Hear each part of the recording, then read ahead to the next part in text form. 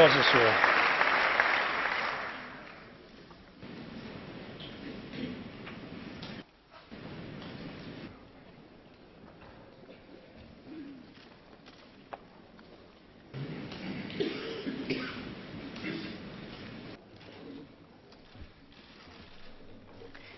This is for me a joyous and a deeply meaningful occasion. A joyous one because I have been given the opportunity to thank all of you for the support that you have given me and my party and all those who believe in democracy in Burma for over 2 decades. And it is deeply meaningful because the Shajarov Prize was very meaningful. It was given to me in 1990. That was a year of great significance in the history of Burmese politics. That was the year in which the first democratic elections in over 2 decades were held in my country. In these elections, my party, the National League for Democracy, won over 82% of the seats that were contested. But we were never allowed to take office. We were never allowed to even call parliament. We were never allowed to implement the wishes of the people as had been expressed through those elections. Instead, our party was repressed, our people were persecuted, and we had to struggle on for a couple more decades before we have come to this stage. Where are we now? I think we have to look at it in a very practical way. We have made progress since 1990, but we have not made sufficient progress. But before I talk about this, I would like to say a few words about what the prize meant to me at that time. I had become familiar with Professor Shajarov through the writings of others as well as through his own writings. I was sent a copy of his memoirs while I was under house arrest. And I remember the day when I received it, because whenever I received books from my family at that time, it was always a very exciting moment for me, because this was my contact with the outside world. And I got into the habit of always smelling the books before I read them. There's something very nice about the smell of fresh printer's ink. And this was for me the beginning of a very pleasurable few hours, reading a new book. When I read Professor Sakharov's book, I was struck by the fact that he was so down to earth and so practical and so scientific in his approach to politics. I have to confess that I didn't quite understand some of his scientific comments, but it made me feel very good simply to be reading them. And I remember reading them on a very sunny day, sunny like today here in Strasbourg, but of course we have many more sunny days in Burma, and thinking that this was a happy occasion for me, even though I was under house arrest, to be able to read something by a man whom I admired and a man whom I saw as the great champion of human rights and freedom of thought. Freedom of thought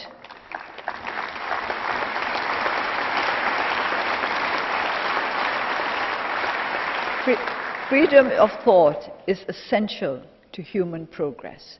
If we stop freedom of thought, we stop progress in our world. Because of this, it is so important that we teach our children, our young people, the importance of freedom of thought. Freedom of thought begins with the right to ask questions. And this right, our people in Burma have not had for so long that some of our young people do not quite know how to ask questions. One of the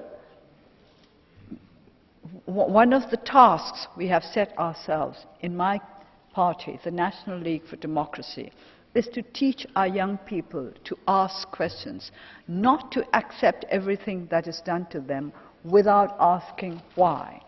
Why is one of the most important words in any language.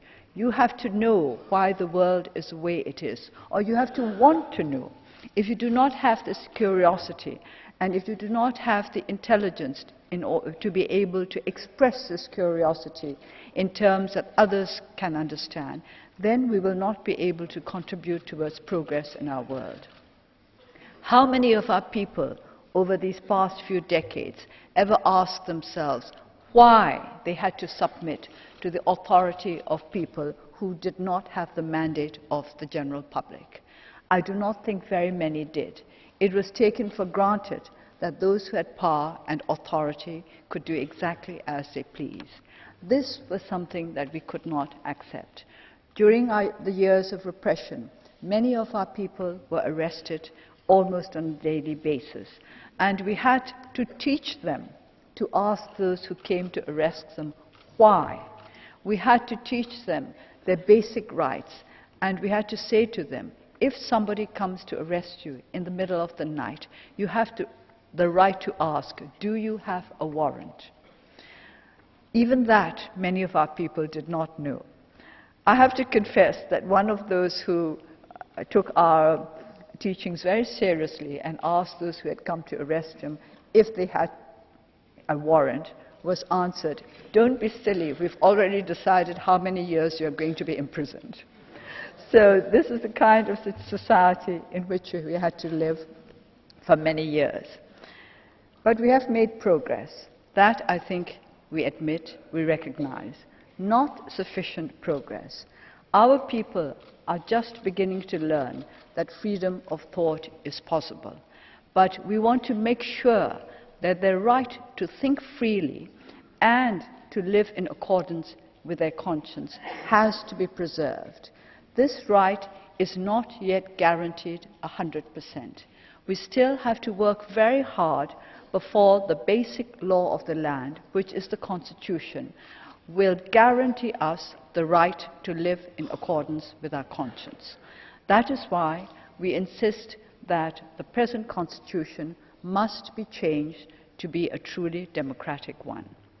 I think Professor Shajarov would agree that if we are to be firmly on the road to democracy, that is to say, if we are to adopt a system that respects the will of the people, it would not do to have a constitution that subjects the people to the authority of one particular organization, an unelected organization, which is the military.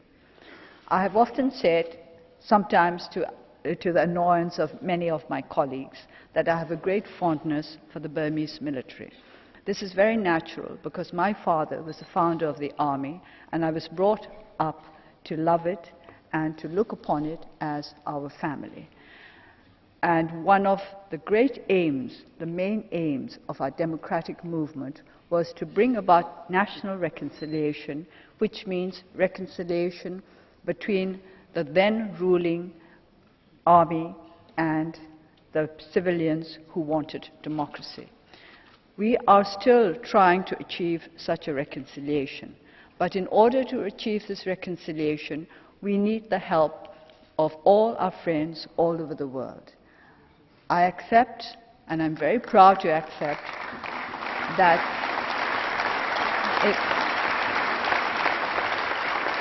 it is the people of my country who must do most, who must work hardest, and who will ultimately be responsible for the democratization of our country. But at the same time, in this day and age, we cannot ignore the fact that the weight of international opinion is immense, that the world has great power over any particular society anywhere. We are in the age of globalization, which has its drawbacks, which has its problems, but it also has great advantages in that nowhere in the world can people ignore what other people think. And this brings me back to freedom of thought. Because you are in a position to be able to think freely and to be able to live in accordance with your conscience, you have great power, you have great strength in your endeavors to help our people to engage in freedom of thought and to be able to live in accordance with our conscience. When the European Parliament, the European Union, the European Commission, when the free world recognized our movement for democracy in Burma, it gave us the strength to go on despite great odds. There were those who said to us that we should give up because we were trying to achieve the unachievable. But I have never thought that anything that human beings wanted to achieve for the society in which we live was beyond reach. We only have to have the will and the determination to pursue our goals. Our goals are very simple. Our people simply want to live in dignity and in peace. We want to be free from want and free from fear. These are the freedoms that are recognized as most important by the community of nations as reflected in the United Nations Charter of Human Rights. Because we wish to live free from want and free from fear, we have had to face want and we have had to face our own fears and overcome them. This we have managed to do because of the solidarity, not just of our own people, but of the world at large. Solidarity is a beautiful word because it means that you reach out to those who are different from you and who have to cope with different circumstances, because you recognize that we all share the same human needs and same values. It is the values that count most of all. The value of freedom of thought, the value of democratic practices, the value of respect for your fellow human beings. I have never claimed that democracy was a perfect system, because we human beings are not perfect. We are not capable of producing a system that is perfect. But I think there is something rather nice and challenging about imperfection. If we were all perfect, I think it would be a very boring world. But as it is, because we have to cope every day with our imperfections, every day can become a day of excitement. You wake up and say to yourself, now which one of my many imperfections shall I work on today? And that makes it very interesting and very challenging. But it is more important that we work on the imperfections of societies and of laws and of practices that truly hurt us as human beings, that erode the foundation of human dignity. It is because of this that we feel our quest for democracy is not yet at an end. We will not achieve perfection, as I said earlier, but we do want to get to the point when we can say that the laws of the land, the institutions of our society, guarantee that our people can live in human dignity as far as it is possible for human beings to do so. We all have to be responsible for ourselves. I accept the concept that respect for yourself must be at the foundation of respect for others. It is only if you respect yourself as a human being and you have faith in your ability to achieve what should be achieved that you will be able to help others. You in the European Union have been fortunate to be born in countries, well, perhaps we're not born in those countries, but you have made those countries the kind of countries where you could live as dignified human beings. There are many countries in the European Union now which, at the time when we started our movement for democracy in 1988, did not yet enjoy the fruits of a democratic society. It is sad, but I'm proud and sad at the same time to say that the democratic revolution started in Burma before it started in the Czech Republic or Slovakia or Romania, or I can name a great number of countries which only started getting onto the road to democracy in 1989, a whole year after we had started. But they outstripped us. They went forward. and we were left behind. But now we are on the road towards democracy. We have not got there yet, and we would like you to be aware of the fact that we still need your help and your support and your understanding that we need still to make a lot more progress before we can say we are where Professor Sakharov would have wished us to be.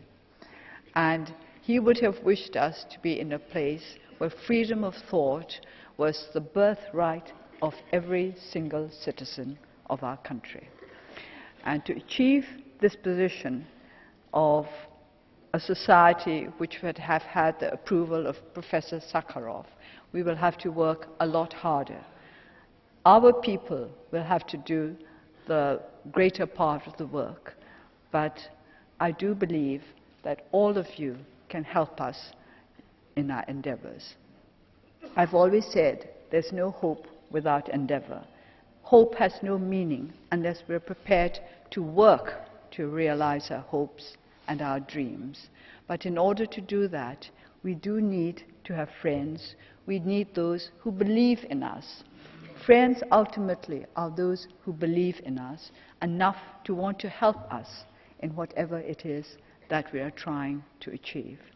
So I would like to take this opportunity, as I thank you for the Sakharov Prize, to say that I hope you will be our friends in our continuing endeavor to achieve democratic rights for our people. I hope you will give us the understanding that we need to resolve the many problems that our country is having to face today. I hope we will have your help in freeing our people from want and from fear, because it is a fact that fear is still very much part of our society.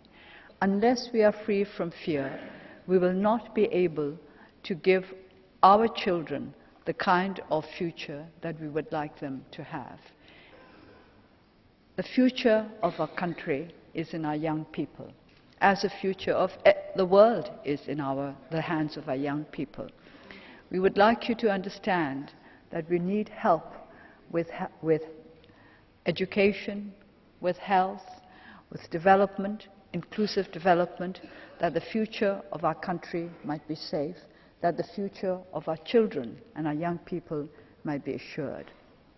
But in order to achieve progress in those areas, we need basically the kind of political system that will give our people the right to shape their own destiny. When the fathers of the independence movement were working to free our country from colonial rule, they said, we want the right to shape our own destiny. This is still what we need in Burma, the right of our people to shape our own destiny. We want to be able to decide what we think is best for ourselves.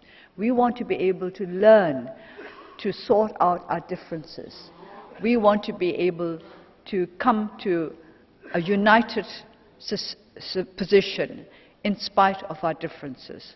Because Burma is a country of many peoples, of many opinions, of many religions, of many races. We have to all come together and create unity out of diversity, that the destiny that we build may be one which is right not just for now, but for generations to come. And as we work to achieve such an end, we hope that you will be with us to point out our mistakes whenever we need to know that we've made mistakes, to help us when you think we're doing the right thing, and always to remember that ultimately we are one, whether we are Europeans or whether we are Asians, whether we are Africans or Australians or Americans. We are all one because of our shared common human values, based on the belief that we have a right to the birthright of every human being, which is a dignified and secure existence. Security, freedom, dignity. If we had these three, we could say that it has been worthwhile being born into this world. And I would like all the young people of Burma and young people all over the world to be able to feel that it was right that they have been born into this world. I would not like our young people to ask this question, why were we born at all? I want them to ask every kind of question, but for them to question why they have been born to a situation which does not assure them of their right to dignity and to freedom from want and from fear, that is not the kind of question I would wish anybody to ask. So may I conclude by saying once again how much I appreciate all that you have done to support our people in their endeavors to live with their conscience freely and proudly. And I would like to say that there will come a time when our people too can make our own contribution to the world. I'm confident that the young people of Burma now will one day be valued citizens of the world, helping to promote those rights and those achievements of which Professor Shajarov would have approved. Thank you.